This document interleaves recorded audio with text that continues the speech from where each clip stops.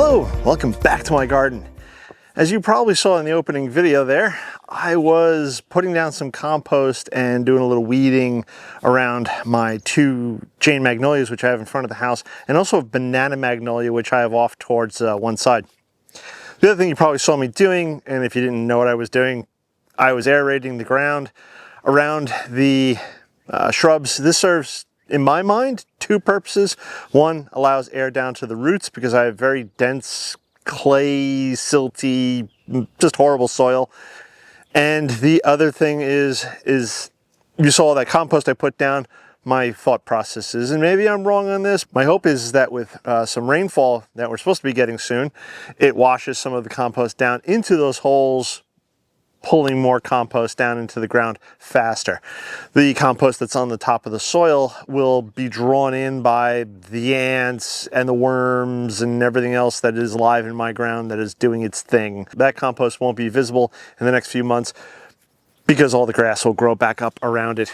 All three of those are done. Now, you may be asking yourselves, why didn't I mulch? Because the mulch would help keep the grass and the weeds at bay. Not really, not unless I added a foot deep, and at that point I'm burying part of the plant, and I really don't want to do that. What I do intend on doing, hopefully in the near future, is putting like a mow strip around each of those, and then at that point, what I'll wind up doing is mulching, doing a thin layer of cardboard, and then mulch on top of that.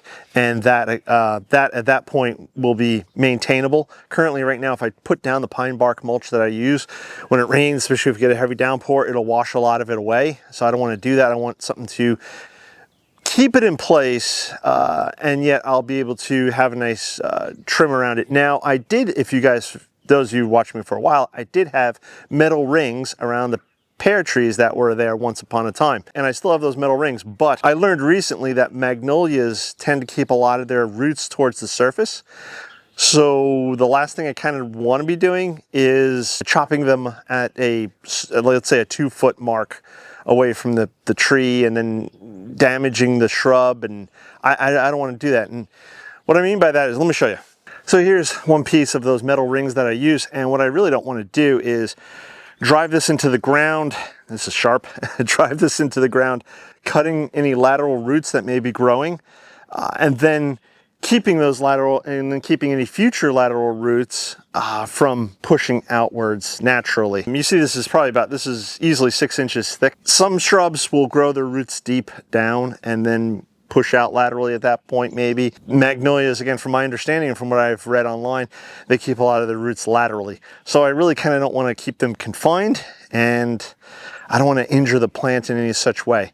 Maybe I can get away with it now, but even if I'm not cutting roots now because the plant's still relatively young, I don't want to stop them from that lateral movement. Either one of two things will happen, I'm thinking, is that one, they'll curl around the edge here, and the other thing is they may try to grow over. I don't think they'll try to go under. I may be wrong. If you know more about magnolias and the way their roots go, please leave a comment below. Educate me, as it were. So my plan going forward in the future is, since I've been doing making concrete edging, I'm thinking about, I found some pieces which are like pavers, but they have an edge on them. There's those style. There's another style that's sort of a cobblestone. If I remember, I'll put pictures up over here. So the thought process is basically they sit on top of the ground, and this way, if roots can go underneath if they need to, they can go underneath the pieces, yet grass will basically stop there. It'll give me a mow strip surface, and it'll help hold the mulch in and then won't let it escape. This is what I'm thinking. This is what's going on here in my brain. So I don't know if I'll ever get to it, or if I'll get to it this year or next year, or if ever, but that's what's going on in my squirrely brain. But in the meantime, there's fresh new compost around each of those plants. It'll be good for the nutritional value and helping to retain a little bit of moisture, and again, hopefully getting some of the good compost down into the ground, improving the soil yet even more. If you think I'm wrong or have an opinion, please leave them below. But in the meantime, I was working on another project yesterday. Some of you who've been watching me for a while recognize this is my potting table, and last year my potting table on this side of the greenhouse, which was fine. This potting table I actually built years ago when I think it was the first year I was gardening down here back in 2021. But yesterday I moved this potting table over here, and this is for a number of reasons. One, I think it's going to be a little bit more convenient over here. I think it'll be a little better for filming. And by doing a little bit of rearranging, I'm now freeing up space for where I hope to have my potting shed this year, next year, whenever I get myself together to get it built. But this is where the potting shed will go. And this is what I'm talking about for filming. The camera is over at the in-ground beds right now, and I'm standing obviously behind the table.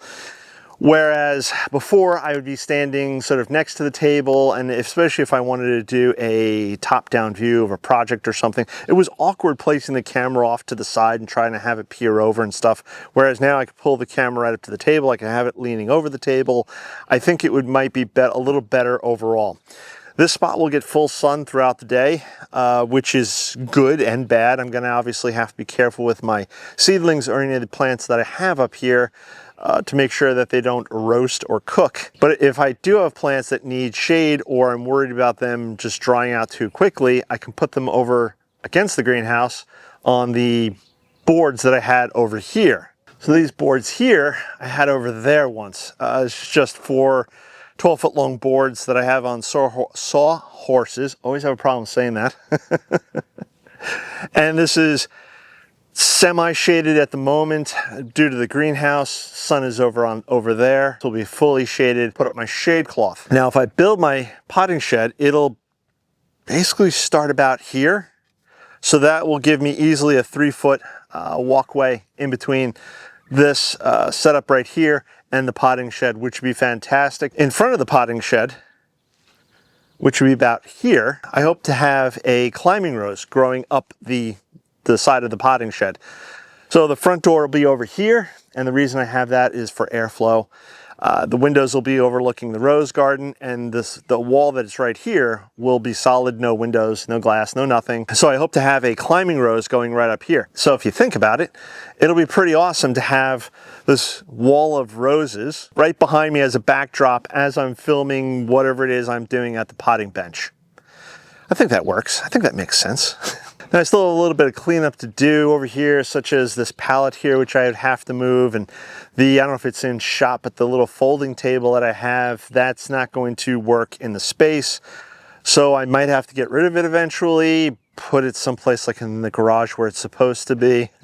It can stay there for now, and it may even stay there throughout the whole seedling season, and I can keep seedlings on that until they're ready to be planted out, because come May-ish, depending upon the weather, the greenhouse gets just too hot for most seedlings to stay in, so they all have to come out. Speaking of getting things out of the greenhouse, I've already been taking things out of the greenhouse because it's getting crowded in the greenhouse, and it's going to continue to get even more crowded in the greenhouse because I have more and more seedlings to start up potting, and once you start up potting them, they start taking up so much space.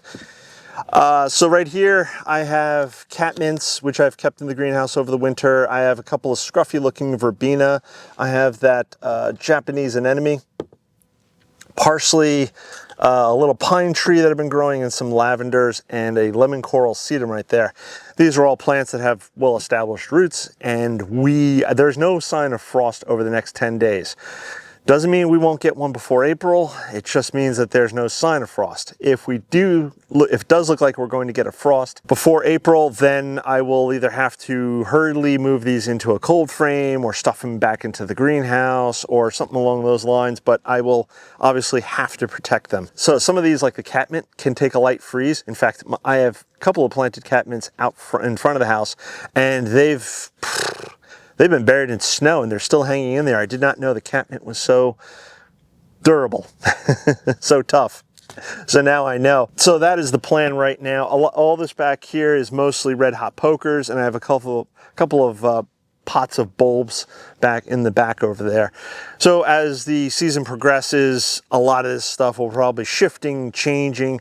If I feel fairly confident in the next couple of weeks we're not going to be getting a frost, then I'll start early season planting by putting out the catmints, maybe the Japanese anemone, and the lavenders. Actually, the lavenders, I have one pot with lavender in it already. I'm probably going to put another one of those into another pot. They'll go on the back deck, and then I have a big pot out in the rose garden, which I'm going to plant maybe 2 to 3 of those into, and I'll talk more about that either when I do it or when I'm doing a tour of the garden. But yeah. That's my plan for the lavender. So Before I wrap up this video here, look at these citrus trees. They're awesome. This is my orange tree, and hopefully you guys can tell, but it's putting on quite a few new leaves. This tree, along with my lemon trees, had a infestation of aphids earlier this year, but they're putting on new leaves, which is really exciting, and they're putting on a ton of buds for flowers, which is also very exciting.